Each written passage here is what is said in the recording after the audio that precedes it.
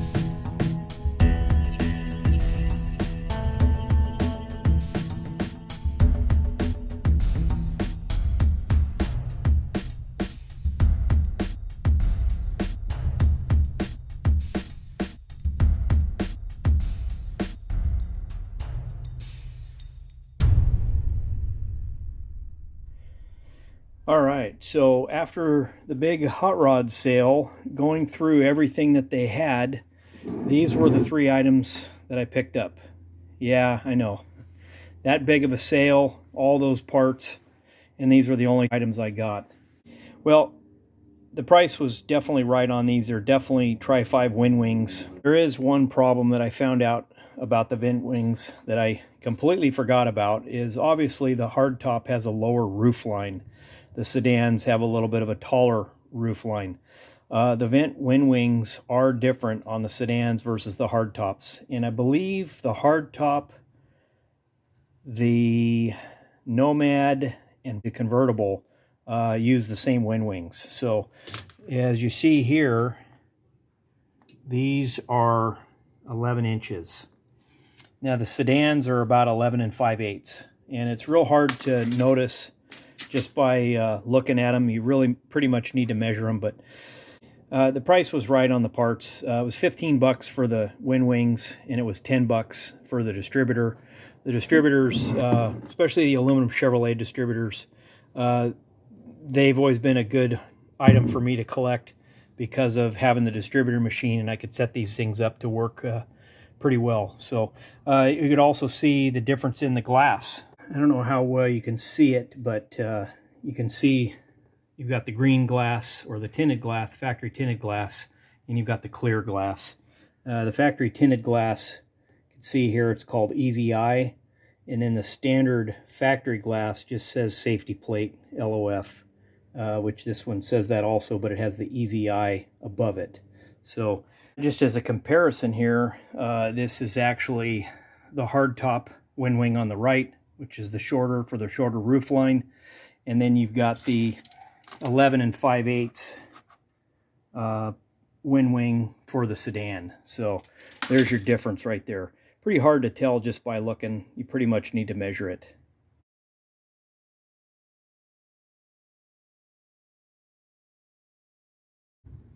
So this is Tom's place. That's the shed completely full of engine blocks. We've got A-arms back there, cylinder heads. I think this is a 57 Chevy 150 two-door sedan. More parts. I guess the Equinox is coming out of here. Another 57 Chevy. I think it's a two-door sedan. I think that's his 56 Corvette. And then the 57 Chevy 210 two-door wagon. Lots of stuff here. All right, my buddy Tom. This is the haul that I got from Tom. Tom has been just a great friend. I've known him since the mid to late 80s, and it was through a mutual friend that he and I both had. Legendary guy in the Tri-5 world.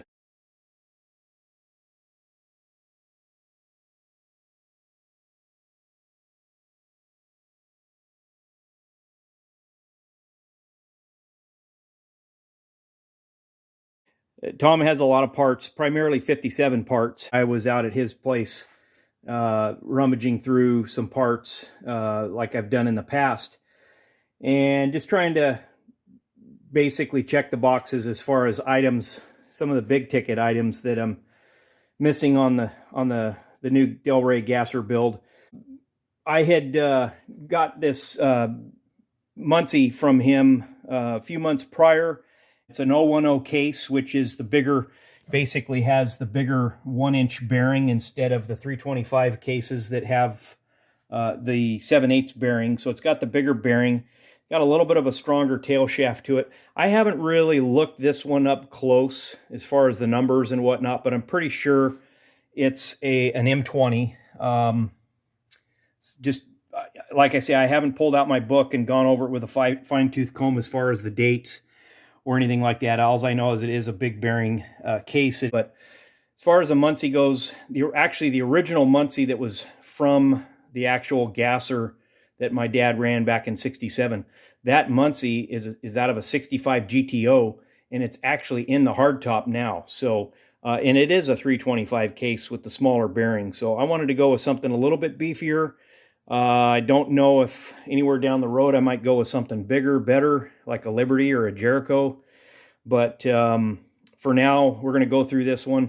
This one's in really nice shape. We popped the cover on it. Yeah, he just told me, whatever is fair. And at the time, fair market value, they were about $600 to $800. So he said $700 sounds good to me. And so when I came back to pay for that, I actually needed some other items. The steering wheel, which you saw in our short, that was Tom cleaning it up. This was an old steering wheel that had been hanging up in his attic since probably the 70s. And who knows what it came off of. It probably has some race history to it. But it was very cloudy, very rough looking, kind of like this shifter arm. It had a lot of that cloudy greenish grime on it that sticks to the chrome. And we just went ahead and brushed it with the phosphoric acid, cleaned it up, put a little polish on it, and this is what we've got. I also picked up a hollow tube column. Obviously, the steering box has the steering shaft in it. Also got it's not a Z-bar, but it's like a throttle linkage wig-wag, a throttle linkage Z. I'm not sure what they would call it. This is actually for a V8. We did not have one on the Del Rey, so I needed one of those to put the firewall together. And there might have been one or two other items, but this one right here is the biggie, aside from the transmission. But this is a biggie right here. This shifter, it's a Hurst Competition Plus shifter. Tom did have a nicer shifter, but this shifter has a big history. This shifter is a Hurst Competition Plus shifter that came out of Orley's Junior Stalker that those guys ran, that Tom and Orley and the guys ran back in '66. Orley actually used this shifter. I believe it was a 210 four-door hardtop. I'm not exactly sure. I got to try to talk to Tom about that. But anyway, Orley ran that car just like he always did at the Winter Nationals in Pomona. And in '66, he won Junior Stock Eliminator. And it was a big deal. He was a class winner. He had the T-shirt, he had the trophy, he had all of it.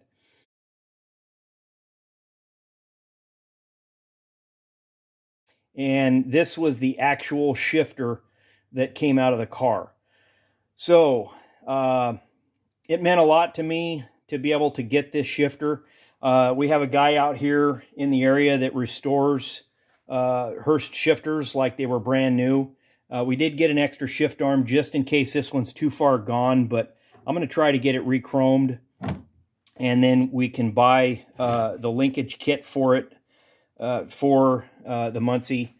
And this thing should shift really nice, should be really well. I think the guy, once the Muncie's rebuilt and then the shifter is rebuilt, this is going to be a really nice addition to the gasser. Like the steering wheel, like some of the other parts that are going on the car, the shifter's definitely going to have a story. So pretty excited about that.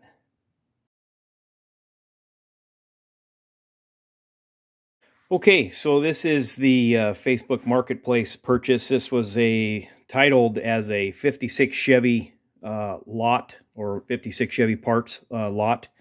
A couple items in here that I really didn't need, but with any Tri-5 part, you could potentially use them down the road, or somebody else might need them. So it had a glove box door, which I really needed for the Del Rey, and it actually came with the hinge, and it also came with the arm. It actually had the lock in the picture, but for some reason the lock didn't make it in the purchase. So I also needed the lower steering column cover. This one's in nice shape, just needs to be cleaned up, and then also the Speedo cover, basically where the linkage for the column shift indicator covers that up. It had hood springs, which we're not going to put hood springs on the car, but these were some really nice, looked like they had been anodized. These were really nice. It also had a 4-blade stock fan, which I've seen these used on the V8 and the 6-cylinder. It also had the firewall cover right around the steering column. It had a gas pedal, which I probably won't reuse. Had a power glide dipstick. And then I also needed the kick panel vents for the fresh air on the 55, 56. It had the small one and the large one, so that's both of them.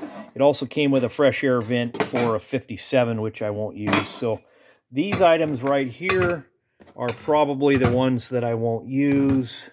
The hinges, probably will use that for something else down the road. Maybe those will go on the 4-door. He wanted $150 for the whole lot, and I think so the story is the guy had the items listed for quite some time. He was in the middle of a major remodel. He did not have any Tri-5s left over. These apparently were left over from a project that had been sent down the road.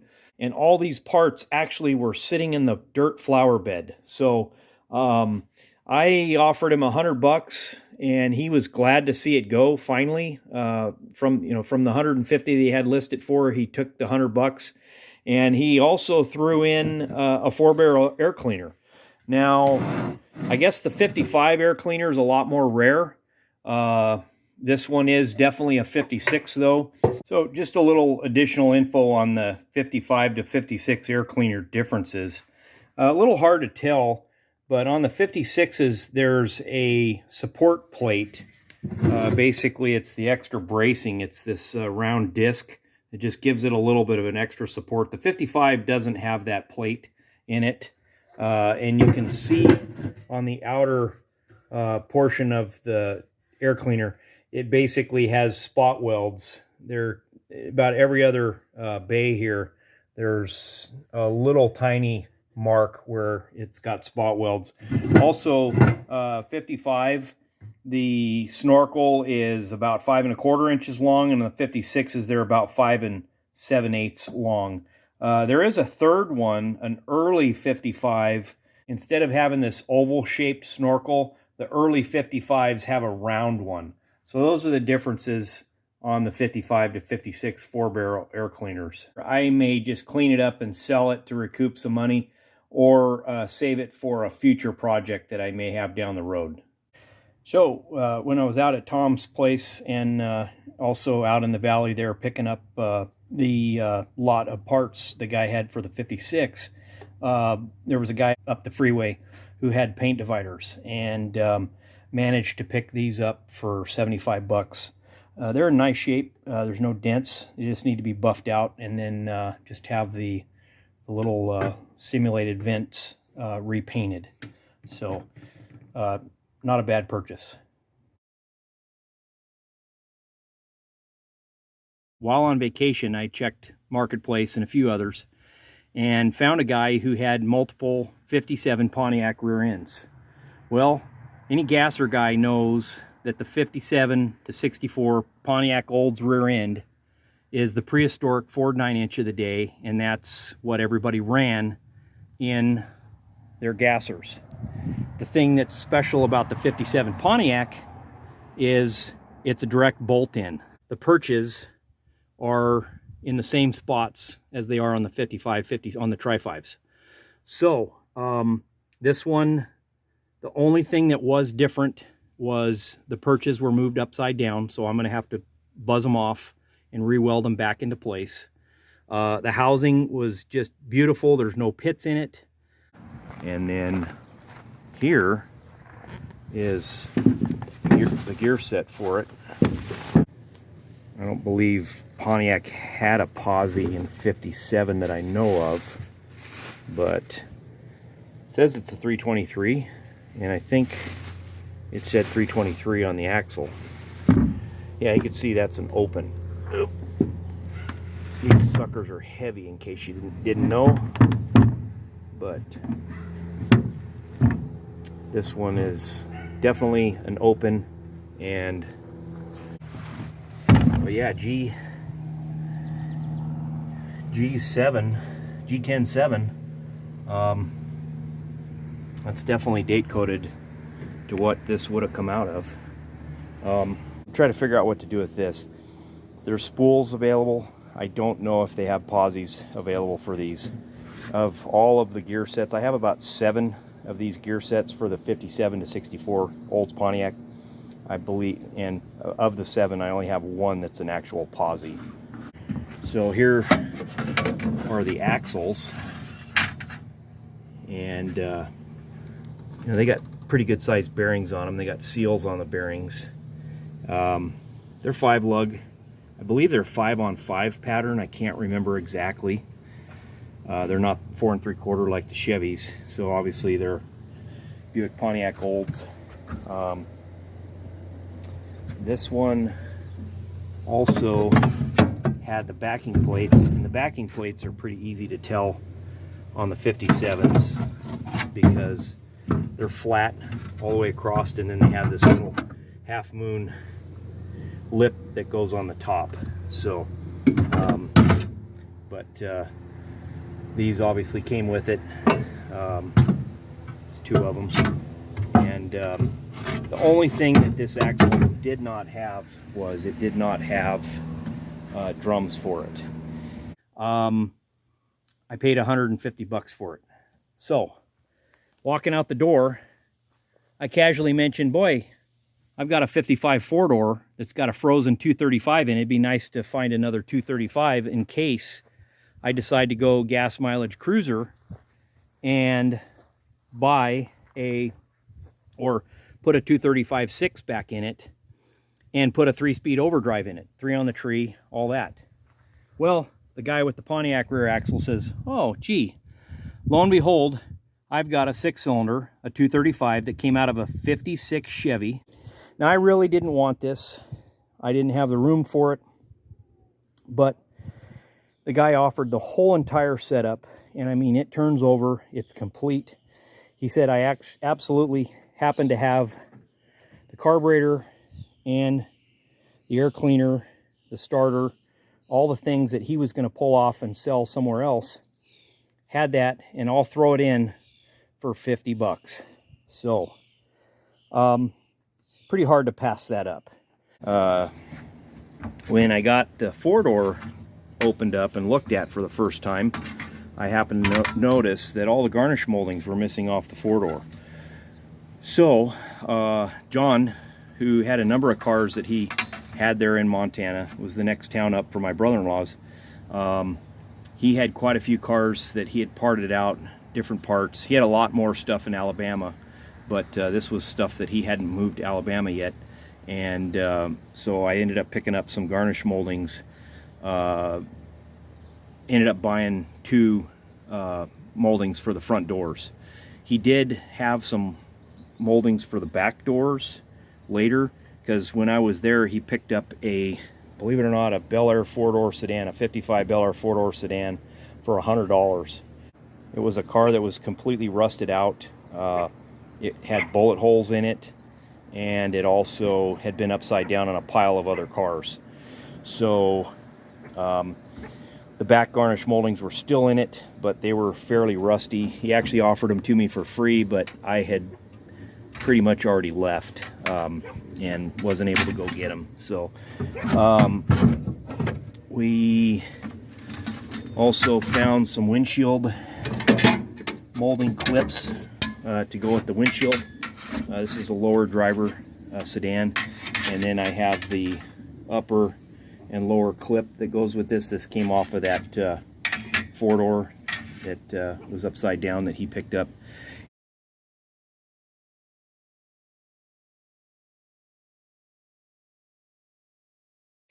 All right, so in addition to the A-arm and the front door garnish moldings on the 4-door, the 4-door garnish moldings, the 4-door was also missing the rear ashtray on the back of the bench seat.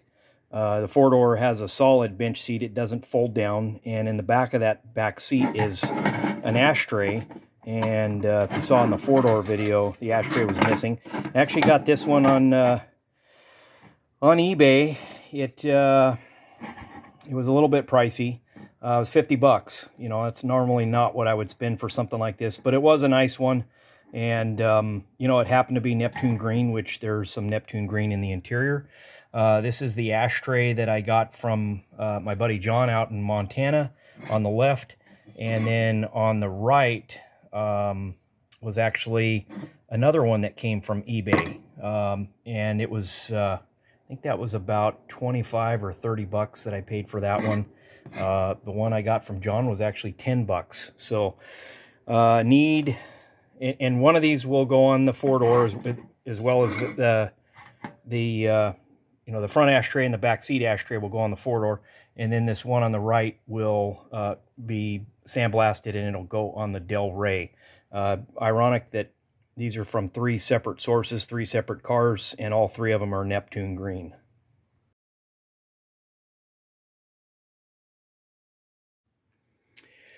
Okay, this is another purchase. This purchase was from another venue that we have for buying parts. It's not quite as popular as Marketplace, but none the same, they do have good advertisements on there. It's actually on OfferUp. And met another great Tri-5 guy out there. He was out in Covina. His name is Bill. And Bill is in the middle of doing a beautiful restoration on his 55 2-door sedan. And came out really nice. He had a lot of really nice parts on the car to begin with. But he was really going with some top shelf parts. And I managed to come in and buy some of his previous items. It was something that I literally caught it within an hour of him putting the ad up, and I just happened to have nothing going on, so I hopped in the truck and drove out there and picked him up, and I'm glad that I did, because I think in the time that it took me to get out there, he had about 4 calls on these items. He had the headlight buckets that were originally from his car. Can't really tell. Looks like it might have been blue at one time, maybe the Glacier Blue. But he has really, really nice harnesses. It's got the cotton sleeves, and looked like they had been redone at one time. Really, really nice shape. And here's got a little bit of white paint on this one. Same deal. And this was off of his 55. Oh, and I even noticed it. It's got a T3 headlight in it. The T3 headlights were the seal beam back in the day that was just the hot ticket. Everybody, they last a long time. They work really well, and they were the Cadillac bulbs back in the day. Those were the sought-after bulbs. I think my Bel Air two-door sedan has T3s on the front of it. But yeah, he, believe it or not, had these advertised for $25 for the pair. And that was a great deal. And he just wanted to get rid of stuff. He was cleaning out his garage just like I had been through. He had everything set off to a side, and he just put prices on there to move them. And when I got there, he says, maybe I might have put these a little bit too low. So I didn't haggle with prices at all. No way. You know, because I know how that is.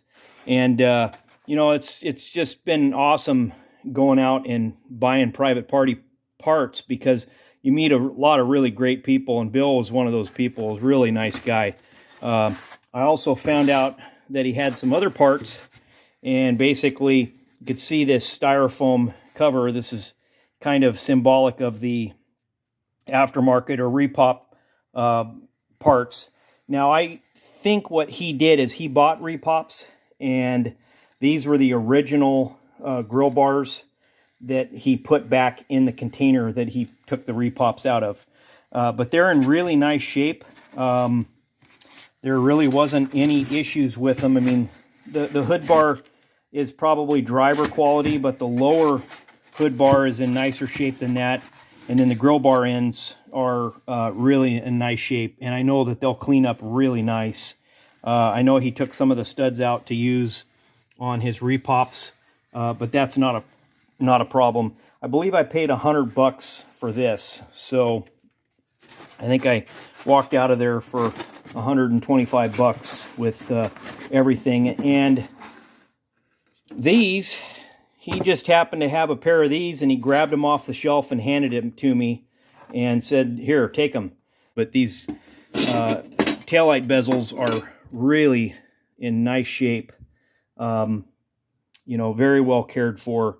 You know, and I'm not looking for show quality on the Del Rey. I mean, it's going to be on a race car, and I want it to look like not freshly built, but well cared for survivor drag car.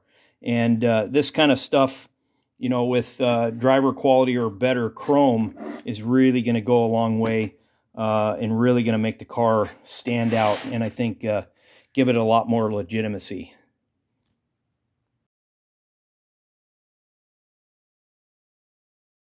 Okay, this was a purchase, another purchase from OfferUp. This was actually my first purchase.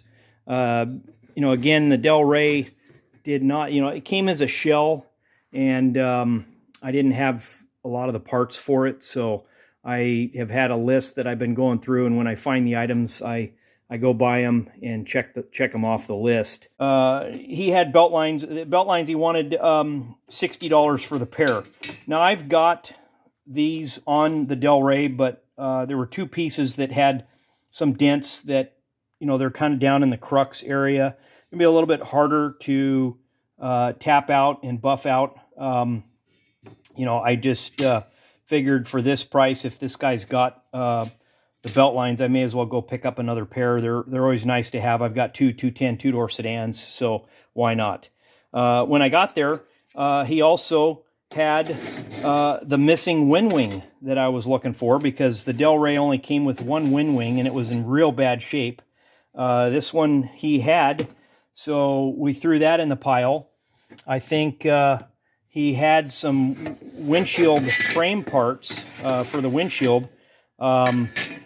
This was one of them, and I don't know what it is. It seems like every time I find windshield, sedan windshield frame parts, it's always the lower driver's side part. So I think I've got 3 or 4 of these now. But I bought another one because I know at least 1 or 2 of, well, one of them that I have was drilled for spotlights, so that's done. The other one was bent up, so I think I have 2 of these now, and then the other one besides this one was in a car that was on fire, so it's got a little bit of scorch marks on the stainless. So probably buff out, no problem, but still one of those types of deals. So when he figured out that I was going to make a purchase of a few items, he obviously had this one lone garnish molding, and it happened to be the very one that I needed, as well as I believe he had this vent window frame that is for a sedan. It is the 11 5/8 glass. The hard top is the 11-inch. And he also had some front and back window seals, weather strip for mounting the windshield and the back window that he never used, and I probably know why. They're Danchucks, and Danchucks were real famous for being super, super thick, not very pliable. The stainless doesn't fit down in there real well, so I think I'm probably going to be going with steel. Soft Seal is another company, but I don't think they're around anymore. I think steel is kind of the top shelf for weather stripping these days, so I'll probably look for one of those. He also had the lower passenger stainless that went with it. I don't know what happened to the other piece, but originally he wanted $60 for the belt line or the belt molding. I think I gave him like 100, 120, 140, something like that for everything. And you know, he basically filled in some spots that, you know, I didn't think I was going to find another individual garnish molding like that. The wind wings were getting hard to find, especially stuff that I'd been running into was all hardtop stuff. I still need to finish out the full windshield frame stainless. I need the two upper pieces. He's got a dark black or a black primer a gasser now with cutout wheel wells and everything. Well, it turns out he races with us. He races with the Outlaw Gassers of SoCal. And a good dude, his name's Angel. And it was just really awesome meeting him. He also collects Kreger SSs, which I need a pair of Kreger SSs. So he might be one of my go-to guys to kind of educate me or school me on the Kregers. Really great being able to get out, meet other Tri-5 guys, talk to them about Tri-5s, you know, become friends with these guys. They learn about the channel, and you know, get to see their projects and their rides. And great lot. I was glad to meet him, and these are some great parts too. All right, guys, if you made it this far along in the video, I sure do appreciate it. I know it was a longer video. We bought a lot of parts and, you know, a lot of stuff to go over, and definitely share some differences in some of the parts. It's a lot of different issues with parts out there with the Tri-5s, and I wanted to make sure that I went over some of that. But see, we got a lot going on. Got some new projects that are ahead, and this one right here is one of them. So again, appreciate you hanging in there, and look for more from Hubie's Garage. If you get a chance and you haven't, please like the video, leave a comment, and subscribe. That'd be a great help for me. Helps with all the algorithms, and helps keep me motivated to want to do more videos. But thanks for watching, guys. I appreciate it, and have a good one.